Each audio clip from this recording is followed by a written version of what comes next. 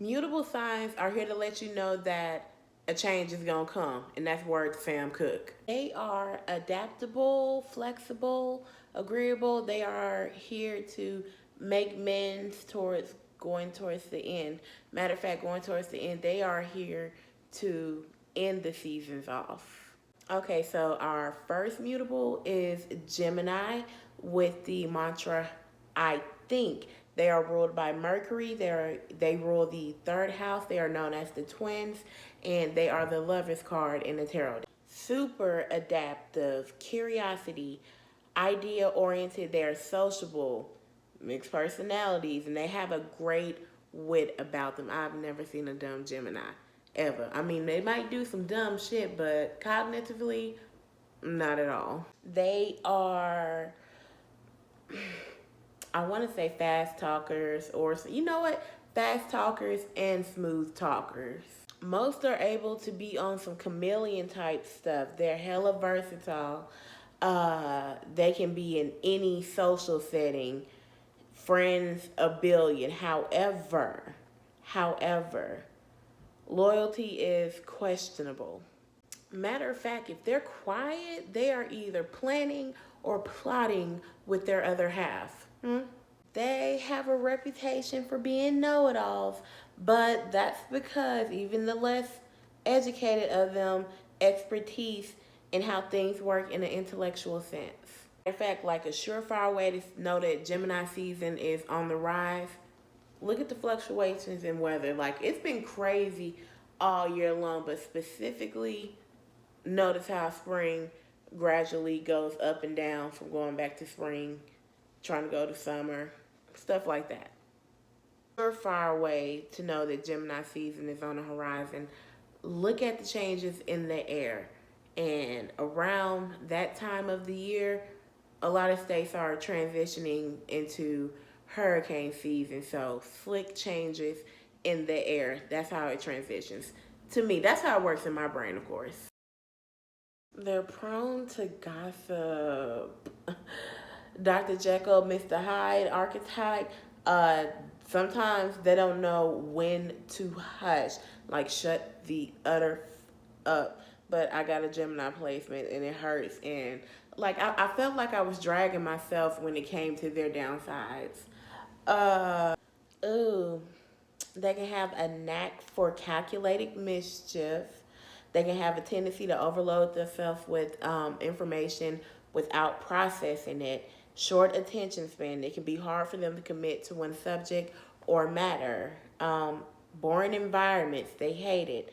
Less intelligent subjects or individuals. When I was younger, I asked my mother, was it okay for me to not like someone because I didn't feel as if they were smart? And she told me, of course, that's wrong. And I took offense to that. And as I got older and then I learned how to do shadow work and whatnot, I realized that was a terrible take. But you know, this is why we ask ourselves these questions. Gemini places will definitely make you question yourself because you're again, the twins, you're mirroring yourself. You may even talk to yourself, just saying. Also, they hate emotional dependency. Like, they like being around so many people, but once you start showing like affection, it's like, I don't know. It's weird. And they hate being tied down.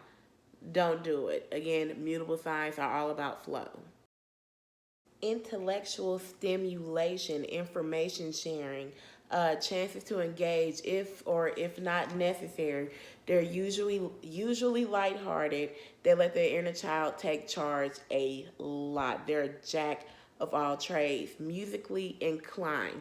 If you look at some of our greatest musicians, they're Geminis.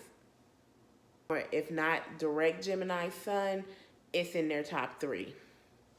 Expect to be well versed in places of communication, words, subject matter, or whatever your heart desires, wherever Gemini is placed in your chart. Gemini rules the nervous system, lungs, arms, hands, anything that there's 2 of, Gemini is ruling. Their herbs are lion's mane, cordyceps, and holy basil.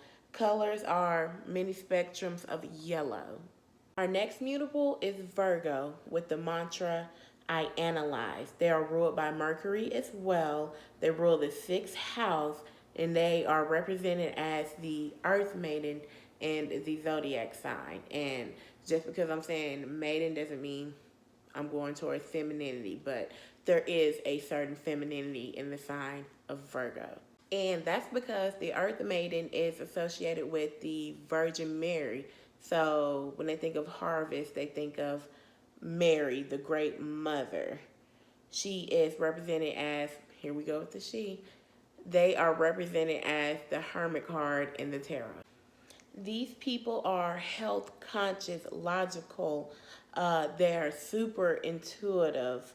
They are the harvester again, the fixer, methodical. I hope I'm saying that right. It's some words I can't say. They are also here to fix broken systems. They're hardworking. They see the problems of humanity. They're great at advice. They are a helping hand. I love me a Virgo. They're the people you want on your side when you're derailing. And I often refer to my sister slash soulmate slash whatever because we've been like this since middle school. I call her my down to earth. Most of them are pretty good in matters of money and saving, and they excel in holistic matters because when we get into houses and stuff, Virgo rules health overall. A lot of times you're going to catch them in the healthcare field. They're aware of environmental changes because, again, they are the harvest. So, of course, you got to look at the ground. You got to check your land, your animals, all that other stuff. They have the ability to alchemize in nature. They are nature-bound folk. They have a tendency to overanalyze their emotions. They can be hyperfixated on self or others and not in the most positive of way. They have the need to fix others and their problems. I called them the fixers earlier. Overthinking, stagnancy over being complacent. But again, even though it's a mutable sign, Virgo is still an earth sign. Speaking of fixing and work, they don't know how to sit down. Sit down. It's okay to just be sometimes. Chill out, Virgs. Some of them have unrealistic expectations and they're quick to point that out to other people as well. Perfectionism. Sorry. Always on the go and a lot of times not with the flow. They are reliable. They are the greatest at problem solving to me. Agreeable. They like to get straight to the point, influential and observant. They're watching you. They love to be of service to others. They have the ability to heal themselves. Like next to Scorpio, they're the quickest to heal themselves. I would say that they're the most open-minded of the earth signs. They have the ability to assess health without a doctor, honestly. Like they can pinpoint a something deeper than a cold. They have that knowing of when you're sick. They are the believers of justice, in my opinion, too, most grounded. Virgo rules the stomach, the intestines, and the spleen. Herbs good for Virgos would be fennel, skullcap, and lavender. And their colors are, of course, green and silver. And now on to our fire modality. Oh, wait a minute. Fire mutable Sagittarius. Sagittarius are ruled by the planet Jupiter. They rule the ninth house. They are represented as the archer, you know, little dude with the arrow. Not little dude, big dude. And sometimes referred to as the asteroid of Chiron. It is the temperance card in the tarot, and their I am mantra is I see. Those born under this sign are transitioning from fall into winter. They are philosophical, the thinkers. They are here to expand in higher learning. Religious means law enforcement. They tend to be joyous. They are heavy into spirituality. Let's see. Happiness in a whole, very optimistic. Jupiter represents expansion, luck, and stuff. So keep that in mind. They are heavy on the integrity. They have a love for traveling. So wherever Sag is placed in your chart, expect for abundance of knowledge and wisdom, maybe traveling long waters. Like these folks, they are the literal embodiment of adventure time. They're always here for a good time. And I'm not just saying they're partiers or things like that. They do love to party though.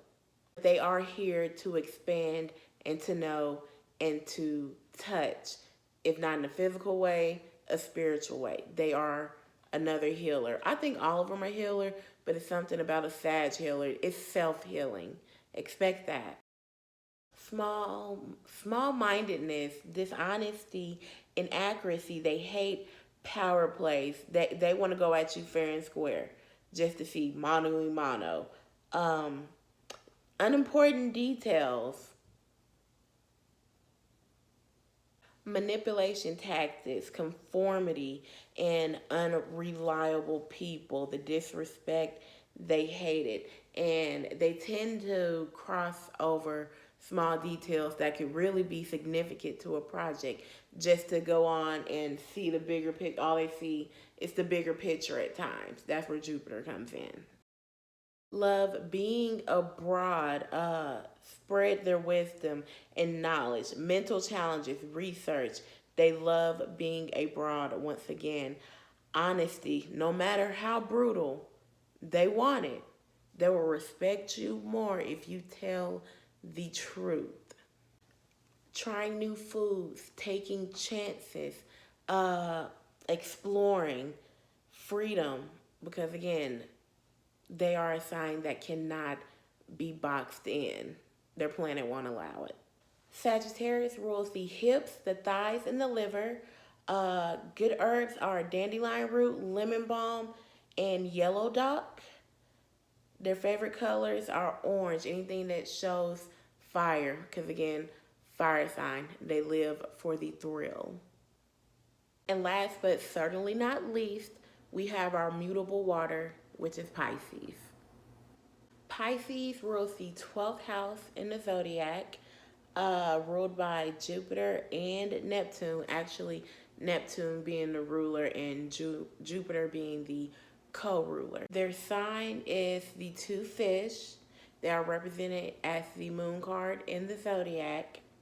They are your poets, and their I am mantra is I believe.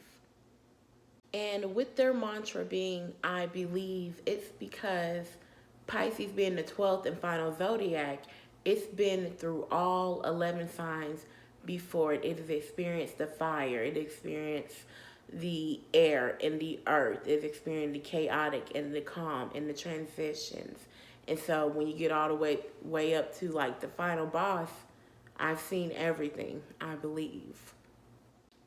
They are sympathetic and dreamy. They are the most spiritual sign because, again, they've embodied all the lessons and went through the brutes and the ups and downs of the other zodiacs before them.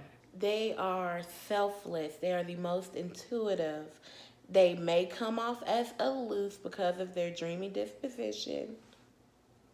But there's this astrologer I follow on here.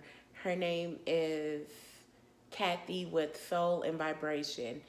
If Scorpio is curiosity killed the cat, Pisces would definitely be curiosity freed the cat.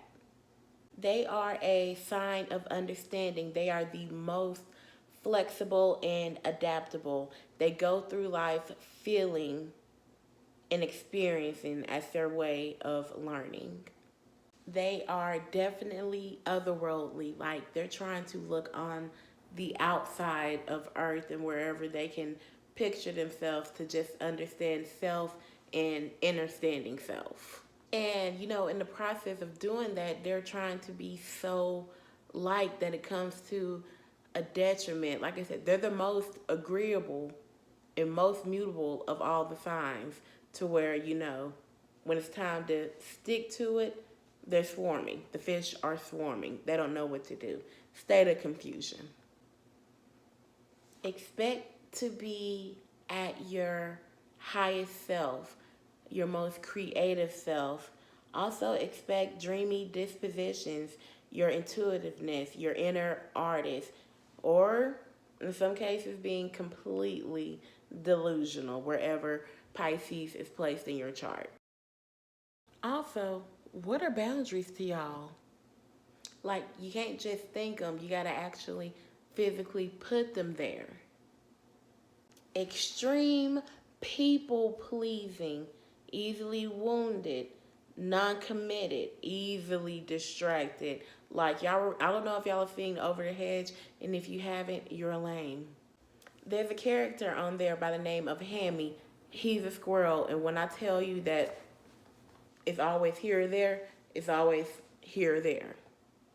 No sense of reality, self-sacrificing to the point that it damages themselves, tendency for escapism, addictions, being lazy, maybe prone to drug use. They can be wishy-washy, they can be gullible, and super unpredictable. They can become easily depressed. They hate closed-mindedness. They hate bullies. Now, these are the signs I will also call the hopeless romantic. And they do not like being closed off. They're all about openness and putting it all out there. Most understanding, gentle, unpredictable on the positive side. Because you just never know with them. All the Pisces I know surprise me in one way or another. And it's always a joyous feeling. They definitely give the therapist, counselor archetype. They are loving, musically gifted, again, trustworthy. They love being involved in teams. They are secretly witty, so don't be confused if, they're in La La Land or something. They'll shock you. They are soulful with inner awareness and super reflective. They are the ultimate imagination. Pisces rules the feet, lymphatic system, and the liver. Good herbs are sage, wheat botany, and anise. The colors are blue, purple, and white. Wrapping it up, a good way to remember how the modalities work. Think of it like writing a book. Your cardinal signs are going to be the ones to come up with the idea. They're going to be the one to do the rough draft and, meat and bone subject matter of it.